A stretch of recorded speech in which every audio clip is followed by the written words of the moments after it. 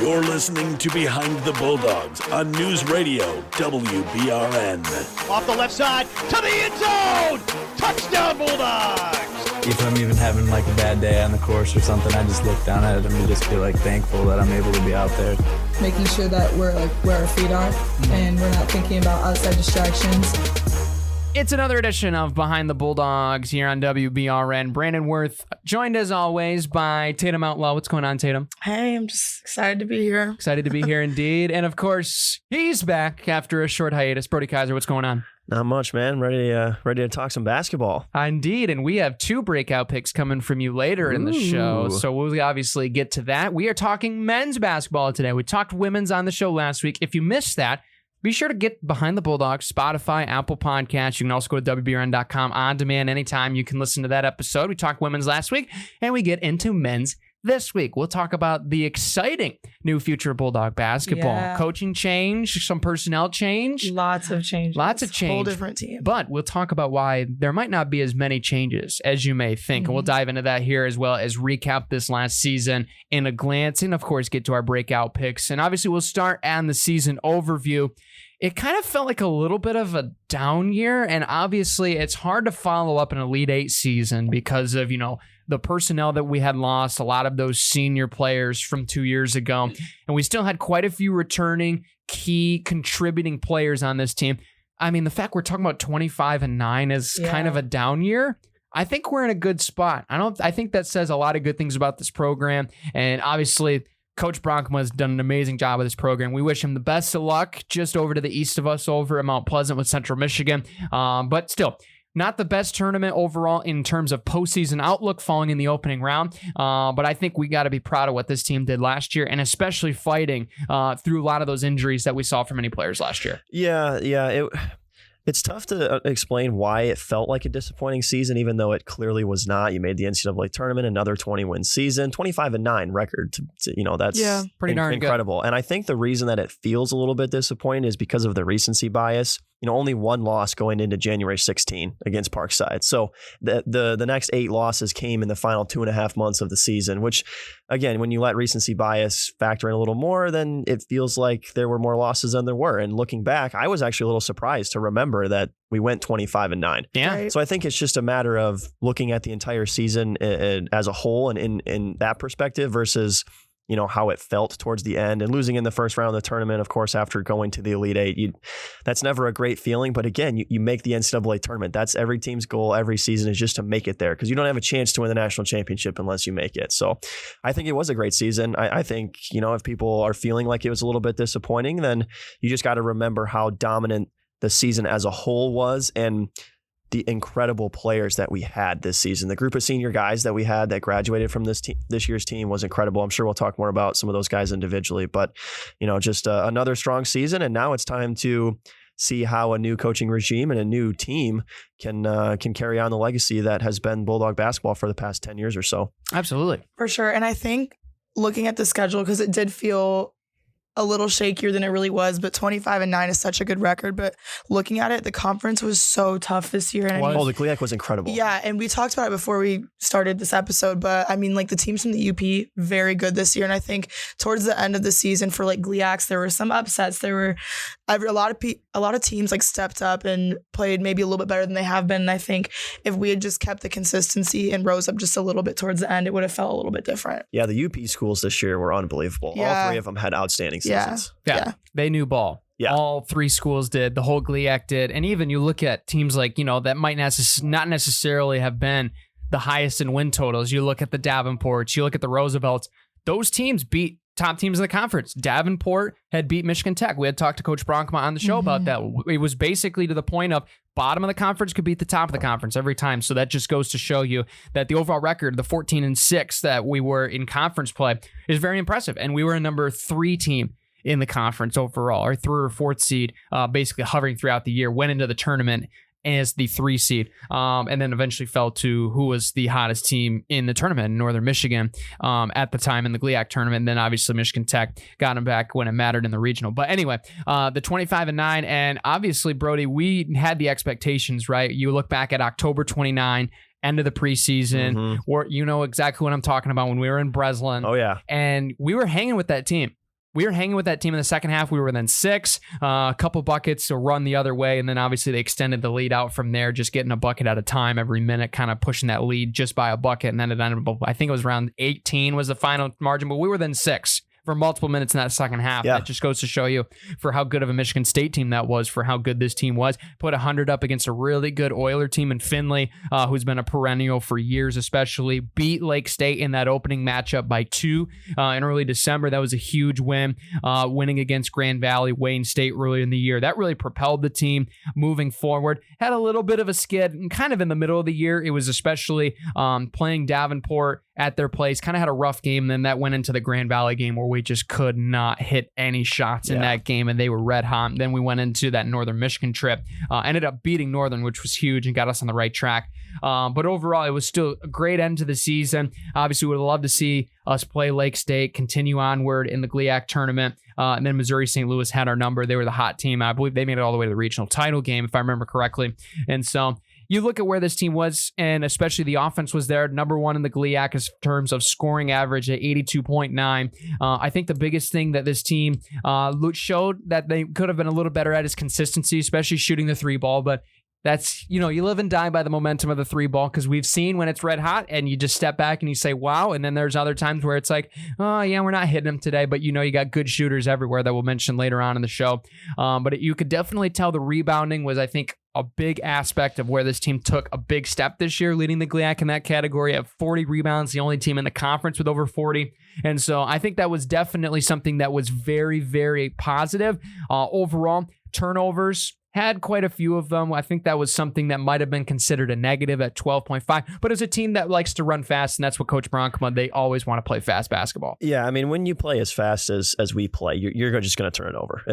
It's just the way that it is. You look at any team around the nation, doesn't matter what division, the teams that play at a high tempo tend to have the higher turnover ratios. Now, sometimes you get an elite team led by an elite point guard that takes care of the ball at just a ridiculous level, and that's not always the case. But for the most part, you play that style of basketball, you're just going to be at more risk to turn it over. So, you look at the UMSL game and 81-79. It's a close score in the end, but we got to remember that UMSL had like a 10-point lead, I think, with 2 minutes to go, and Ethan Erickson just hit a couple of threes that were ridiculous shots to keep us in us, and that was sort of that was the story of his career, to be fair. So that's not like something that just came out of nowhere, but again, it was live and die by the 3 for a lot of this team. And the first half of the season, we were hot from 3. We shot the 3 ball really well. Towards the end, we started to slow down just a little bit.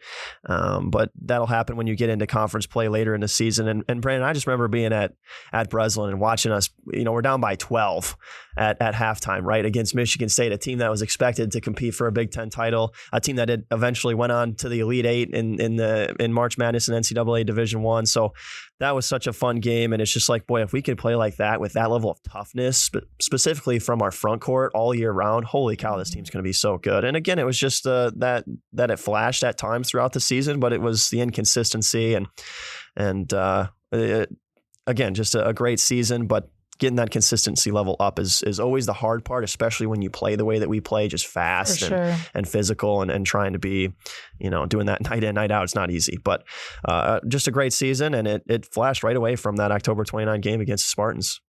Yeah, I agree. I think just playing hard I don't want to say when it matters, because it always matters, but of course, towards the end of the season is really when it matters most. And I think we fell short a little bit there. And I think having players that can step up when like the key players aren't hot is really difficult to find. So I think if we have that next season, maybe pinching out some more away wins, some more neutral wins, I think that would help us a lot. But I mean, we're a strong offensive team. So I think if we could pick up the defense just a little bit, and I think for next season, we'll be another strong offensive team, hopefully. Is that what it sounds like? It sounds like it indeed. Obviously, turning a new page, right? Coach Pytrack coming in. And if there's one thing that we know, it's not going to be that much of a transition for offense, because he loves scoring the basketball. That's what we love doing too. So. And we love doing that too. So it's a match made in heaven, right? But obviously, it's going to be a new look of the team this year. Quite a few new guys coming in on this roster, right? Of course, the coaching staff putting together the squad that they're looking for the most wins this year. And so obviously, with the turn of a page, right? Obviously with coaching changes, you have that roster changes too. And it's going to be a little bit of a different look. But as far as what you're going to expect, you're going to expect a lot of points from the Bulldogs, something that has been very accustomed, especially in Wink Arena, of all the places in GLIAC basketball and Division II basketball.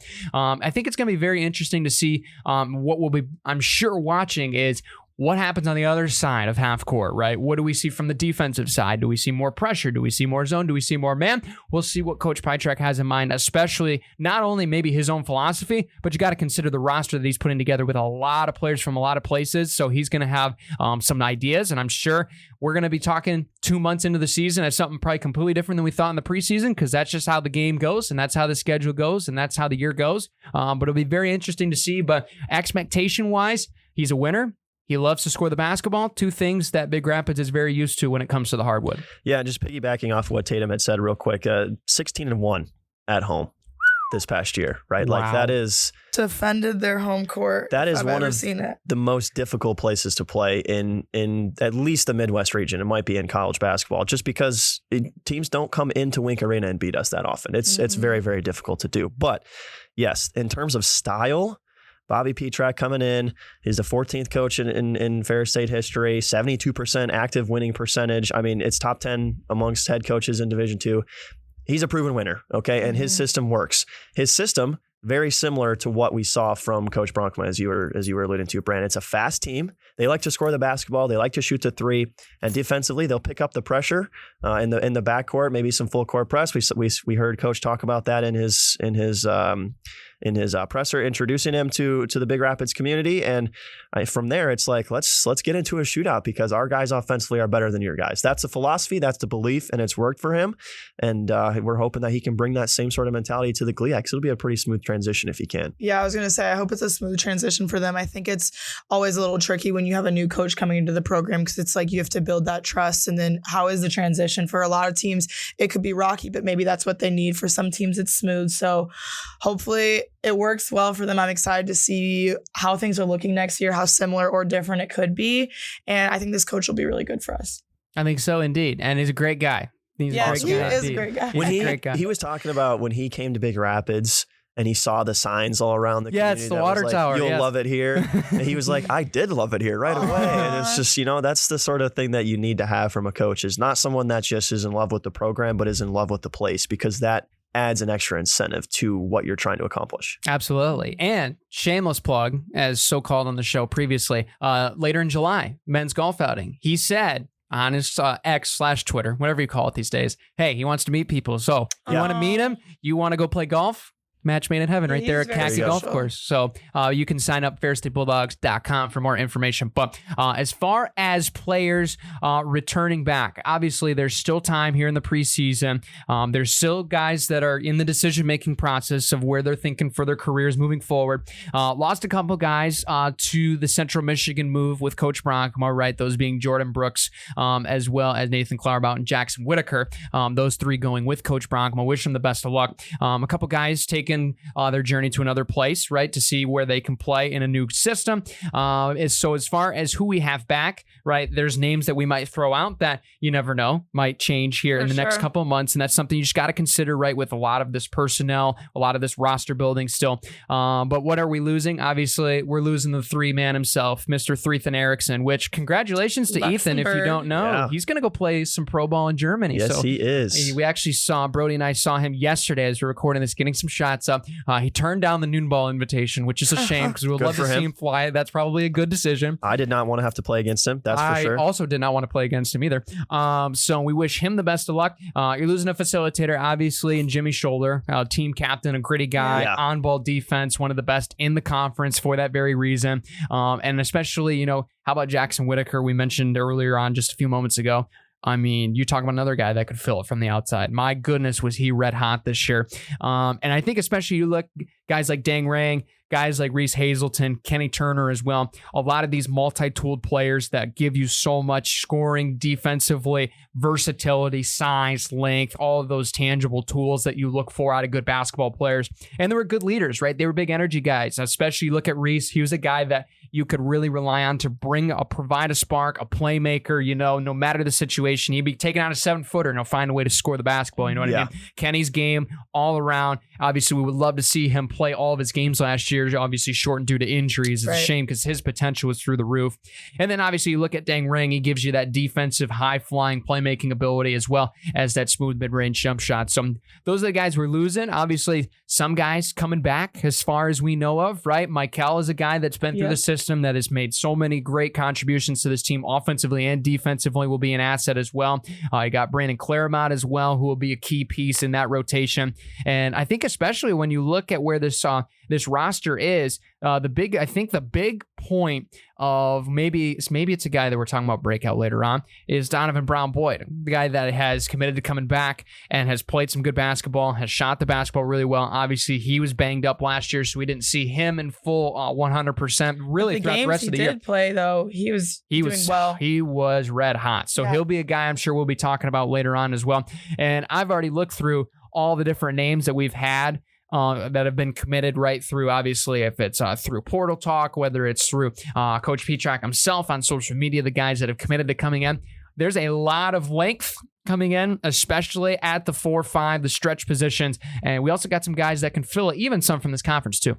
Yeah, it's always tough as a new coach coming in, right? Knowing the state of college athletics right now with the transfer portal, you're inheriting a team where you're probably not going to have a lot of guys that played significant minutes from the year before. That's just the way that it is. Now, Coach has gotten a little bit lucky that there's some big-time guys coming back, or at least we expect to, like Kel, who's been in the program for, I think this will be his 5th year now coming in if he decides to stay for the season. Tyler Hamilton, who played a lot last year. Donnie Brown-Boyd, who, again, had his season kind of disrupted by injuries, but showed a lot of flashes. And then you've got other guys who have been big parts of the roster for a few years, like Cole Vickers and Brandon Clairbaugh, who we're expecting back. And it gives you a strong enough foundation to where you can go out and you can attack the portal and you can get guys in for the scheme that you want to run. And in basketball too, you're only playing 5 guys on the floor at one time. Right. So it's not like football where you got to roster 22 guys to play on the field at any given time. Right. In basketball, you got 5 guys out there. So that gives the coach a little bit more room to be aggressive in the transfer portal. So I like what coach has done so far. I think the guys he's going after with a reason. He's not just like, we need to fill the roster. He's going after guys to fit what he wants to do. And that's what offers a lot of promise. And like you said, Brandon, they're long, they're athletic. That's going to allow for speed on offense and high shooting percentages. So if that's the way that coach is going after it, I think he's going to be extremely successful with those guys he brings in. And then the returning guys are going to be a huge piece of that as well. You can't forget about them. I agree. And I think although the returning players, some of them haven't had that much of an opportunity, I think since they've already been established in this program, they're going to step up because they kind of need to. And I think once they're given that space to, and with all these like crucial players leaving, I think they're going to thrive. I think they'll step up and I think they'll be great leaders to this team. So I'm excited to see them make a difference as well as all the new people coming in. You talk about leaders too. The guys that we lost last year were not just great players. They were great leaders. And that's ridiculous to say considering the year before that we lost 6 seniors who they were the leaders on the team at the point. So they were. That culture of guys stepping up is definitely something we can continue. 100%. It's going to be interesting to see not only how this roster makeup is as far as X's and O's, the tools, right? It's going to be the kind of leaders and the kind of guys, more or less off the court, right? And I think especially like Coach Petrak mentioned that, especially how the community is going to be tied in and how these kids are going to be, they're going to be a face of Fair State University, right? As it should be as student athletes, right? You're representing not only the university, the community, and your fans. So I think this is going to be a really scrappy team. I really like to see where this potential goes. I really think this is going to be an exciting year right out of the gate. As far as a win-loss margin, if people were asking, I don't think that's the most important thing right now. I'm not saying necessarily it's going to be that much different. I think obviously Coach Petrak's expectation is at the level that we're at, and that's the tenacity that he shows as a head coach, and especially with the staff that he's bringing in. But I think really when it comes down to it, it might take a month to get going, and that's expected because you have to know these guys are coming from all walks of life, whether it's from the JUCO level, whether it's from a Division II school just down the road, or, even to the potentially ties overseas, right? There's a lot of different basketball coming into this building next year. And so you just got to keep in mind, it's going to take some time, right? We might have to start with the training wheels just for a couple weeks, but then once you let them go, we're looking at hopefully finding a downhill, and we're going to get down in a hurry and let's get some wins together. Yeah, and you talk about the roster construction in that sense of everyone's got to gel together to get things going. You look at even last year's roster, the other guys that are coming back there, or that we expect to, Owen Hardy and Carter Meerman. Right, Carter was a freshman. Okay, he didn't play last year. I believe he was redshirted. He's a small guard with extreme explosiveness. Oh yeah, he can bounce. Owen is long and lanky as a post player. And he's got bounce. So just those two players right there that are already on the roster have so much of a varying skill set that it takes time for them to learn how to play together, because they didn't play together at all last year. So then you bring in all the transfers and guys that are coming into the program, and it's gonna take time. It naturally will. It's just the way of college sports. But once it clicks, it's gonna be like a light switch flicking on, I believe. It's just going to happen instantly. Well, and we're Fair State. Come on. Like, every team here is going to work hard to be as successful as they can be. Like, we'll figure it out. Yeah, and the expectation is like we win 20 games a year. That's just what this program does. So I think when you talk about what is the goal, that's the goal. Win 20 games, make the NCAA tournament.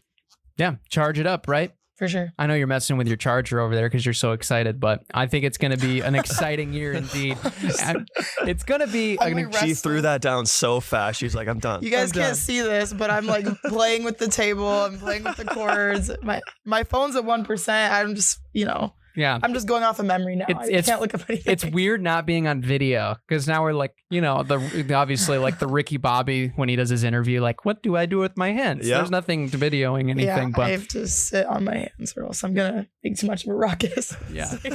Very professional environment here. All right, let's waste no more time. Let's keep back on track here. Before we go and wrap up this episode, it's time for our breakout picks, and we'll let Brody go first, not only since he was gone last week, but he's got a buy one get one deal here from the women's from missing last week. So we'll let you take one of each. Brody, who you got? Yeah, so for the women's, I'm going to take Claire Erickson. She's a player that 2 years ago, or I guess, technically 2 seasons ago when she was a freshman, I liked her game a lot. She's big and strong, which is what you need in a post player. Right. And she showed some development coming into her sophomore season, which is what you need from a young player playing sort of a backup role for her first 2 years. You need to just see growth. And we saw it from Claire. I think she can step back and hit the three, which is huge for this team. You've seen Chloe be able to do that. You've seen Maya be able to do that. So I think I like Claire going into her junior season to be that complementary front court piece to Maya and hopefully Alyssa as well. And then on the men's side, I am going to take Donnie Brown Boyd, not because he. Why did we let him go first? He skipped last week. Oh man. Sorry, Tatum, to steal yours. He did that on purpose, actually, just for this very moment. Exactly. No, again, not because Donnie didn't show flashes or didn't show his elite level talent, but I think he could seriously become an elite level 3-and-D type of player. He's got that in him as a wing. He has unlimited range. Basically, we've seen him hit threes from 8 feet behind the arc, which is just ridiculous. And he was mostly inconsistent last year because of some injuries that he dealt with, which who wouldn't be inconsistent at that point. So I like what he brings to the team. He was a transfer coming into the program last year, so he has another year to get more comfortable with Big Rapids, with Bear State University, and that'll just go a long ways in helping him with his comfort level on the floor. I like him as a guy that could be an all GLIAC honoree. Love it. Indeed. Great picks. Yeah, and I would especially say, too, Donovan was a guy that you saw the flashes. We just didn't see the time. And we see the time he's going to be that guy, right? And especially from what he's shown. And talk about a player that did everything right, but had an absolute curse on the rim, and Claire Erickson last year. Seriously. Literally did everything right, but just could not get the ball to fall in the hole. She's got great footwork when she gets it down low. She knows how to use both hands. But again, it's just get the bucket in there, get the ball in the bucket. And I think she can take that step. It's a hard game, ball and bucket. It is. It really is a tough game. It's a lot like golf. The objective is so simple. You're trying to score in basketball. You're trying to put this thing in this hoop. And in golf, you're hitting a stationary ball. It's not even moving. But why is it so hard? Why? There's just less club throwing in basketball. Anyway, true. Tatum, go ahead.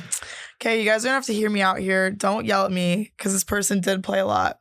But I'm going to pick Tyler Hamilton because I think last year was kind of a season for him to just kind of get used to playing at this level and just kind of get a feel for it. And I think he has a lot of potential. Like when he was hot, but I think he's going to have to be a player that's doing consistently well every single game next season. So I like him. That's what I'm going with. He was a guy that did not start last year. Yeah. Was that spark plug off the bench, the 6th, 7th man. Mm-hmm. So that's a very good pick. I wouldn't yell at you for that. He did well, and it was a little bit different because I think he played at JUCO level before. Yes. Yeah. He did. St. Clair. It's very different, and you can kind of see the difference with his playing. But I think this season it was just kind of good for him to feel it out. And he did play with a lot of crucial players. And I think it's easier to play well and score points when you're around a bunch of other people who are very established in the program. But he's going to have to be that one that's making others play well around him next year. And he'll run the system the way that coach wants it run. Fast. He's going to push the ball.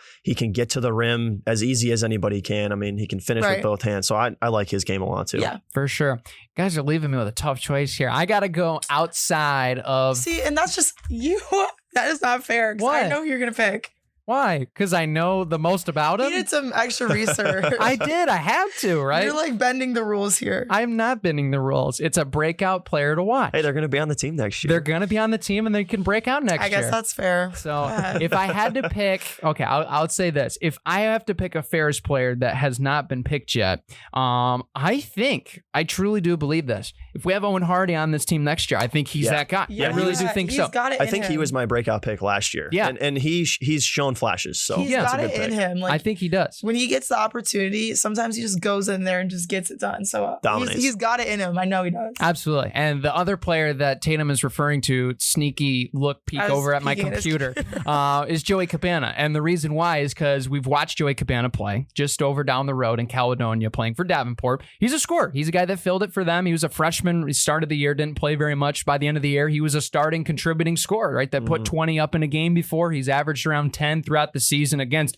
the gauntlet of what the GLIAC was. So I think that's a very impressive thing. So he's a scorer, and I think he can definitely prove himself as what can you do outside of score the basketball, rebounding, assists. And I think in the Bulldog system, especially that coach Pytrek has kind of put together and what we've kind of seen from his philosophy, I think that can really help him flourish. So outside of the Ferris faithful, that will be my pick. But we have to stay in Bulldog country. I mean, who doesn't love an Owen Hardy slam? We saw those fans love his putbacks last year. Yeah, he has moments where he looks like the most dominant player on the floor. Yeah, he does. And then he just kind of vanishes. So it's like, how can you elevate your game to be that level 95 to 99% of the time? That's the only thing with him. But again, he's shown the flashes, and man, I really do think with his athleticism, he could just be such a dominant player. Man, for sure. One of my favorite photos from last year is I have a picture of him dunking, and I was like, I need to frame that and have him sign it. Yeah. So we need you to stay around, Owen. We're going to have a good season from it. And I hope these guys do stay around, and we wish them the best of luck, no matter where their journey goes. But I think this will be a very exciting season ahead. So we're going to be good. If people are, seeing the coaching change and expecting a huge downturn, I don't think that's the right mentality. I think this is going to be a good team. I think it's going to be a good team indeed. And we can't wait to see him in action starting in November, which doesn't seem like it's, that close in retrospect, but it's going to be here before now. Very fast. Very, very fast. Everything just goes by way too fast. Absolutely. I mean, we just concluded our 6th episode of the show already. I know. That's crazy. And then we're going to start getting into like fall sports. And then it's going to be wham! We have opening football and volleyball and soccer and cross country. Everybody's favorite sport in cross country, right? Yeah. Yeah, that was a lot of crickets for a reason. Another great episode. Thank you guys for tuning in. Big thanks to Dazos Digital. And I know Brody's excited for next week. Yeah, we're hopping into his territory. We're talking hockey next week, so be sure to find the show wherever you listen today, whether you're live with us on Saturdays on BRN, as well as on Spotify and Apple Podcasts. Don't forget to follow. Don't forget to subscribe, and we'll talk some puck next week. Let's do what's it. exciting there with a new coaching team. Tatum's got a hockey shirt on. You right do. now. Saved it for. I'll wear it next week. Don't worry. Yeah, run it back in the laundry room. Yeah. So anyway, until next week, guys, we'll see you later. Bye.